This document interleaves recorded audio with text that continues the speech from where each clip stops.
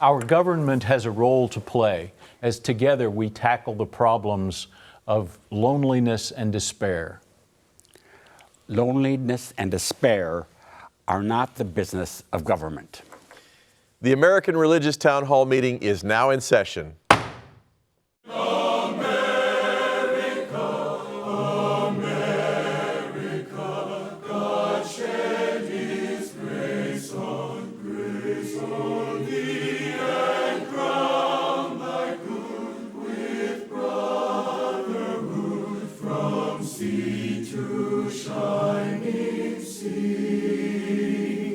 Welcome, friends, to the American Religious Town Hall meeting, where the discussion of religious, political, and social issues is meant to promote the cause of religious freedom and to help us better understand each other. And now, here's your host and moderator, Pastor Jerry Lutz. Welcome. We're glad that you're here. We have an important topic and a great panel today. Let's introduce you to our panel. My name is Canon John Peterson. I am an Episcopal priest, canonically resident in the Diocese of Washington, D.C.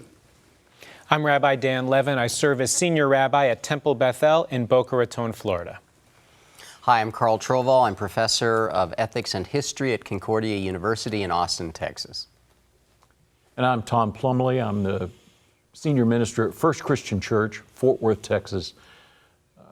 We're part of the Christian Church, Disciples of Christ. It's a great panel, and we got a great subject. The subject is about loneliness, and we've all felt it, I think, during the past year or so of lockdown. One of the enormous challenges of our time is weariness, loneliness, and depression. In March 2021, an article in the Miami Herald, editor Andres Oppenheimer wrote that scholars have estimated that 70,000 Americans die each year, what are called deaths of despair. In pandemic time, the number has doubled to nearly 130,000. This includes a huge rise in drug overdoses during social isolation. In addition to the deaths, of course, there are any number of hurtful things like fear and its myriad consequences, and loss of self-esteem and addictions and frustration striking out against those close by, and the reduction or loss of a general feeling of well-being or being cared about. Because of this pandemic and others that may be part of our future, we have all of us experienced this in spades. In response to such problems, Great Britain created a Ministry of Loneliness in 2018, and Japan followed in 2020 with a similar governmental agency. Those moves were specifically aimed at the rise in suicides in those countries. Oppenheimer reported that the Brookings Institution advocated that the White House create a coordinating body to connect and assist counselors, the medical community, social companion movements, and religious and other volunteer organizations in order to address the residual depression, drug abuse, and loneliness that will follow all the vaccines, the masks, and the social distancing. The questions we'd like our panelists to discuss is: one, what should government be expected to do in the post-pandemic world to address loneliness? Two, what are religious organizations doing, and will it be enough? Three, what are the possible costs of inaction? And we begin our discussion today with Tom. Thank you. I want to begin with your opening comment where you said we've all felt this.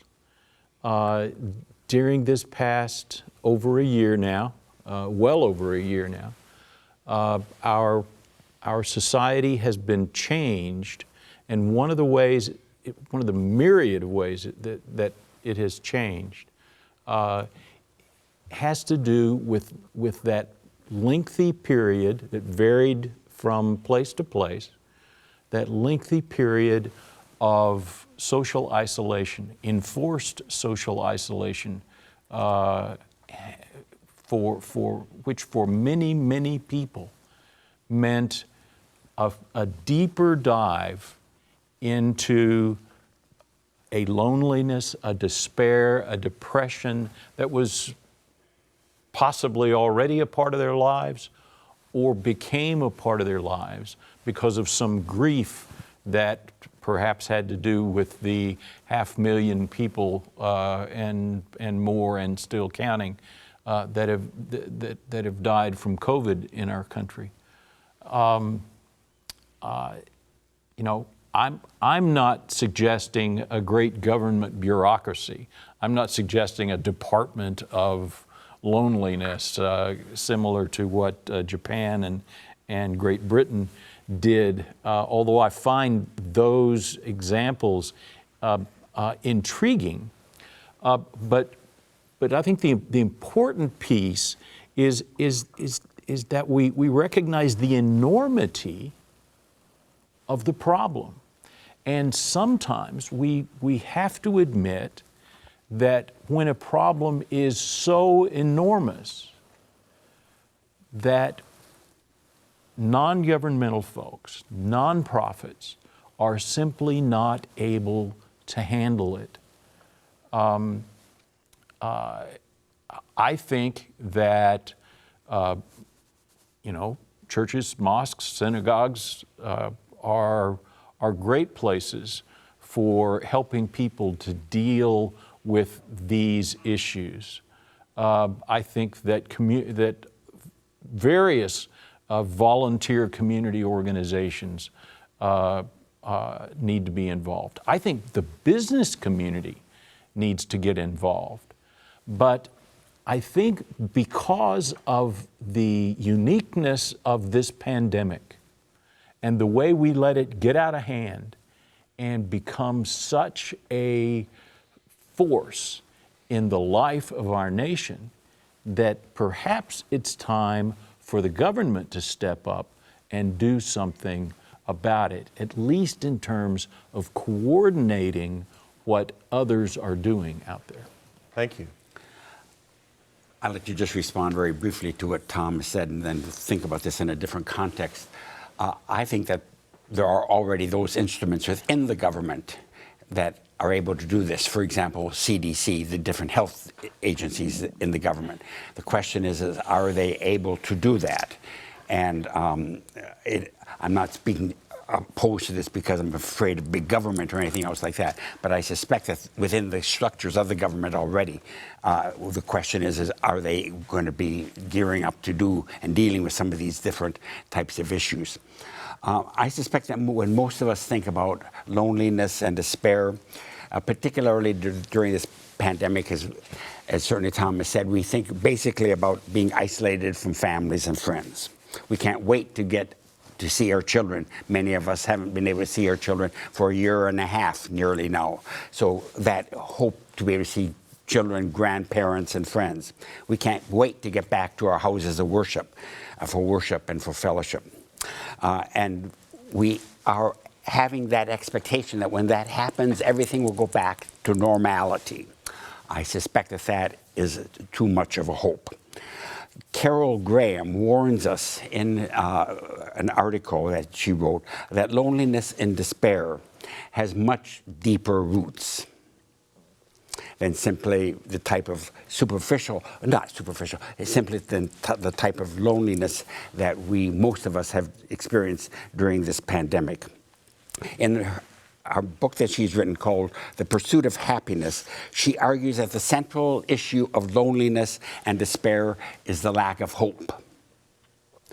And for many people, that lack of hope that she points out comes as a result of economic reasons.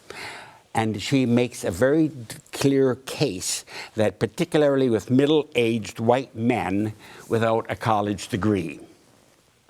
What is interesting here is that black and brown population is not experiencing the same despair or loneliness because they have not had the same white privilege. And consequently, their accessibility to jobs has meant more stable communities in which they're living.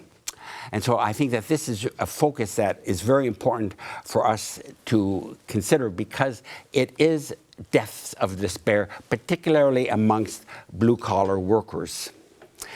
The epidemic of despair among working-class Americans has also led to populism, white supremacy, conspiracy theories, skepticism about science.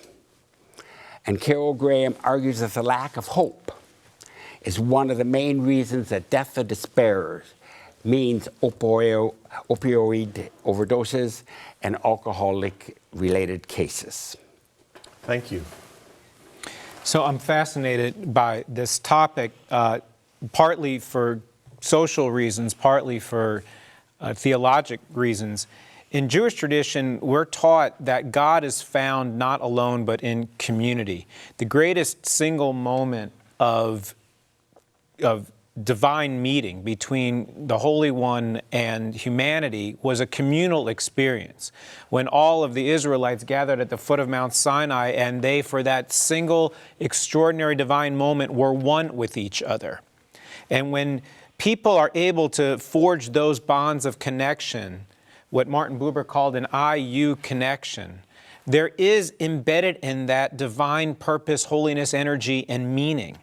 And we sever those divine bonds when we sever our connections with each other. There's a passage in the Talmud called Pirkei Avot where it says, Al tifrosh min hatzibur, do not separate yourself from the community. There has been so much in our tradition that has taught that real meaning and purpose and divine energy is found in those social connections. And so when we sever those connections, we lose a lot of our humanity.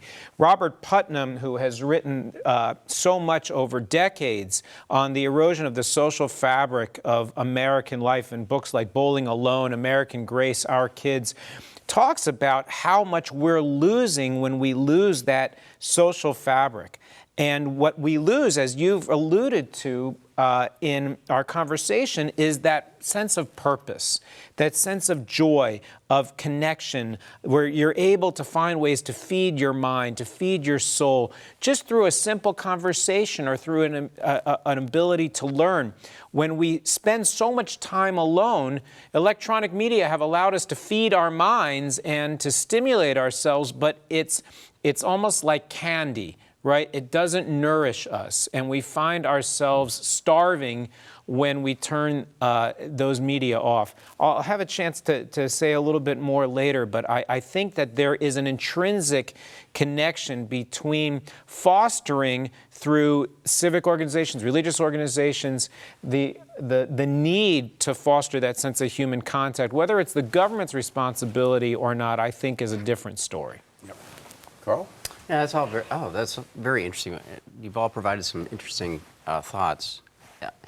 And I was thinking in my own childhood, I don't think that I thought my church community was really that big of a deal. I mean, you went to church, right? You went to worship, and we had to go to, Sunday school. We had to go to Wednesday school, and I mean, it felt overload.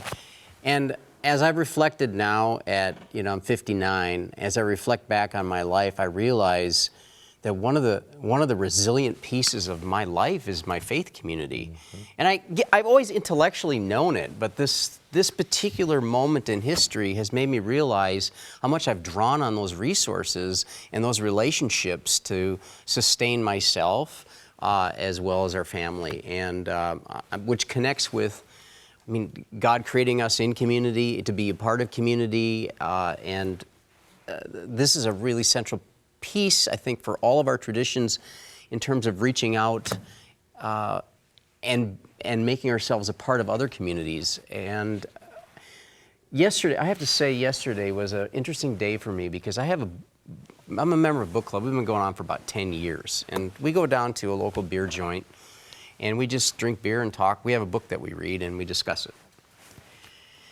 Well, we have been on Zoom call doing our book club for the last year, okay? So yesterday, I just threw out, and you have to understand, these guys are they don't always respond to their texts and everything, so we have a group text. And I said, hey, why don't y'all just come over to my house? I said, if you're double vaccinated, I said, come on over to the house, and we'll sit out on our patio, and we'll discuss the book. I'll be there, ding, I'll be there, ding, I'll be there, ding, I'll be there, ding, I was like, these guys never respond this quickly. Usually we meet for an hour and a half to 2 hours. Yesterday, they were there till 7 o'clock. We start at 2. They were there for 5 hours. And it was like balm for the soul. I mean, it was like, I had forgotten how rich it was to be face to face with people. And I just want to say where can we find these places now to begin to get together? But we used to have all sorts of mediating institutions between us as individuals and the larger world, and those have eroded over decades. But they have taken a particular toll, as all of us in religious communities, individual religious congregations know, have taken a particular toll in this time of what I continue to call pandemic time, which I think will be set aside by historians as a unique time in world history, or certainly in American history, because of the way we've handled it or not handled it. I simply am saying that health in this time is not just, have you had COVID? Way last July, just barely into the pandemic, the statistics were that suicides and drug overdoses were far outpacing the death toll from the virus, and far outpacing the usual death toll that those things take. And so if we're going to talk about the toll on our country from this virus, we got to talk about more than just how many hundreds of thousands of people died from the virus. And we have to talk about all the related loneliness and despair that has become such a problem for so many folks, and has lasted so long, and that has manifested itself so frequently in drug overdoses and suicides. Yeah. So I think that there is going to be, policy potentials that government institutions can do to incentivize socialization. So for example, right, a lot of companies, because of profit margins, are saying, hey, we've learned in the pandemic that we actually don't need an office anymore. Between Zoom and Microsoft Teams, we can have everyone work at home. And some people prefer it because, hey, I don't have to commute, I don't have the hassle, I can save money on, but I think what we're going to find is that loss of social contact is going to end up hurting companies' bottom lines. But what if there were ways that you could incentivize, either through tax policy or others, people going to work, so that the profit center is actually in having people be together? And you don't want to rob people of their freedoms to choose, but even the people I know that are introverted, who prefer to heal, still need social contact and still miss that sense. And we've had these conversations within our community in thinking about how quickly and how important is it to bring people back to worship in person, balancing the physical health with the mental and spiritual health. Yeah. John? I just want to say that I'm really concerned in this topic that we're discussing today, the whole issue of despair. And how we deal with the type of despair that is in the community.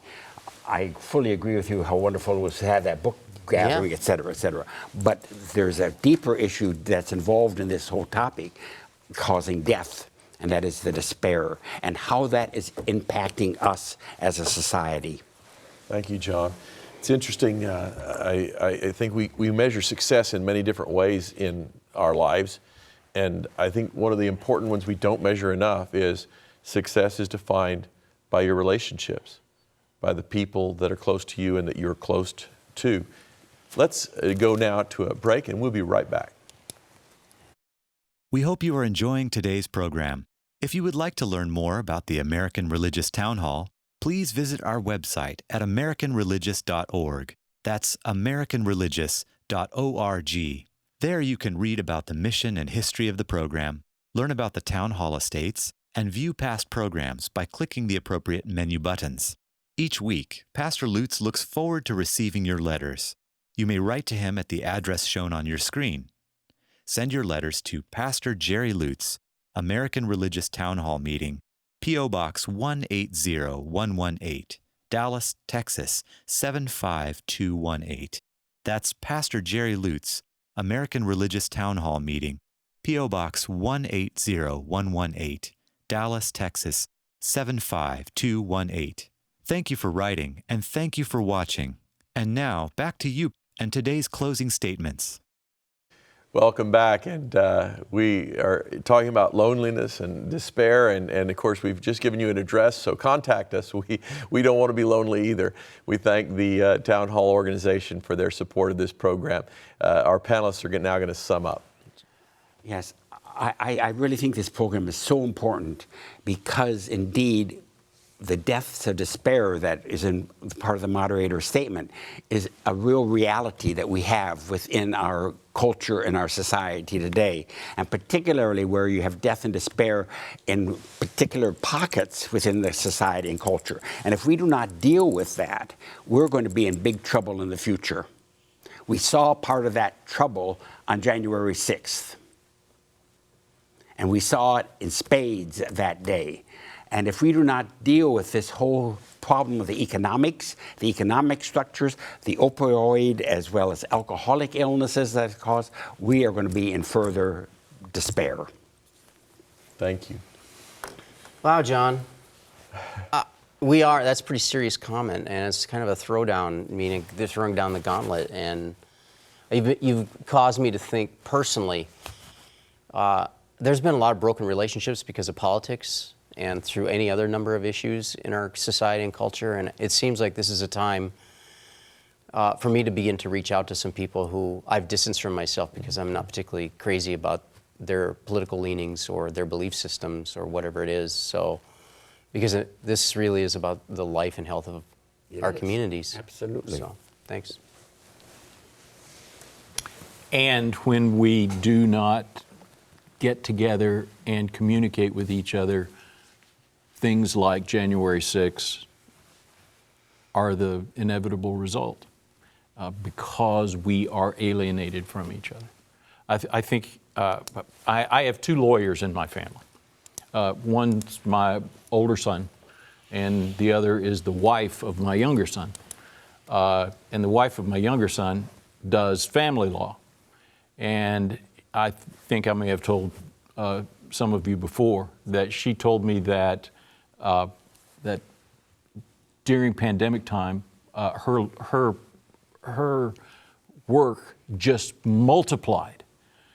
And I said, why, Curran? And she said, because people are just going crazy. They've just done crazy things.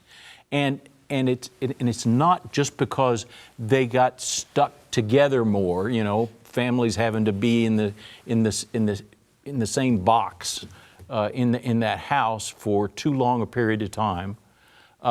It's because of that deeper despair in the heart, in the soul of each one of us that is not getting fed, that caused people to strike out at their children, at their spouses, and you know, she's picking up the pieces in the legal sense, helping families determine, you know, who's going to live with whom and all those kinds of things.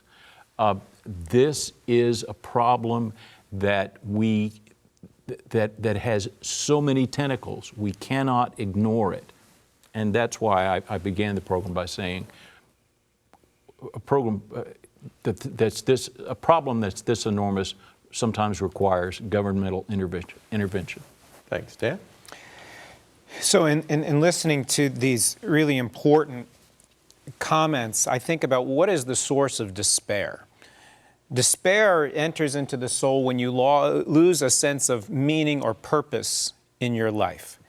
And so how does one begin to create a renewal of meaning and purpose? So one of the ways I think, Carl, you talked about is to start to heal the fractures that force us or that inspire us to separate from each other, to build tighter and tighter cocoons where we don't interact or see or engage with people, our neighbors, those with whom we've even shared our faith communities or other communal institutions. The second thing, I think, is to use our community resources to renew our investment in those that create social fabric and social capital. To maybe say we need to invest more in the arts. We need to invest more in the kinds of things that feed the soul, that we can use the instruments of government to promote the interactions and the socializations that make us stronger as a country. You know, I'm reminded that in the Constitution it says, we the people, in order to form a more perfect union. And they were talking about a union. It's not just the several colonies or states trying to figure out how to be one unit with each other. What does it mean for us to be a union? What does it mean for us to be 330 some odd million people who actually build some sense of meaningful relationship with each other? And it's through those deeply meaningful relationships that we establish purpose, that we find joy, that we are able to overcome a sense of despair, because we know that we are here to give love and to receive love and to do meaningful work and to contribute to the greater fabric of our society. I think that you've said it well. I think the corporate community, the business community has a role to play in that. The civic community has a role to play in that. The religious community has a role to play in that. And together as a society, we can come together to help to solve these crucial issues of spiritual, emotional, and mental health. Thank you, Dan.